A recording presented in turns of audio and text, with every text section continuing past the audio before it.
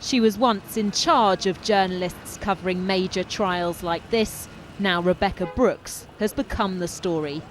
Also being prosecuted is Andy Coulson, David Cameron's former spin doctor.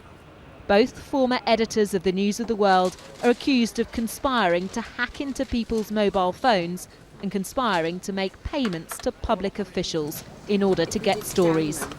Today, the jury heard that 3 other News of the World journalists, Neville Thurlbeck, James Weatherup and Greg Miskew, have already pleaded guilty to conspiring to intercept voicemails. Now it's up to the jury to decide who else knew about it. The prosecutor, Mr. Andrew Edis QC, said Miss Brooks and Mr. Coulson were in charge of the purse strings, so you may say that if they didn't stop it, they were part of the conspiracy to carry on.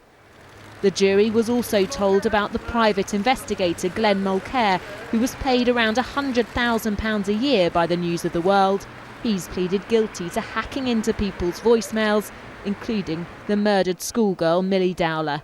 That scandal led to the closure of the tabloid in 2011. In addition to the phone hacking charges, the prosecution claimed Rebekah Brooks authorised payments of nearly £40,000 to an MOD official for secret information. And Andy Coulson is accused of authorising payments to police officers at Buckingham Palace for phone books containing telephone numbers of the royal household. Andrew Edis QC said this is not an attack on the freedom of the press, but the prosecution says that journalists are no more entitled to break the criminal law than anybody else.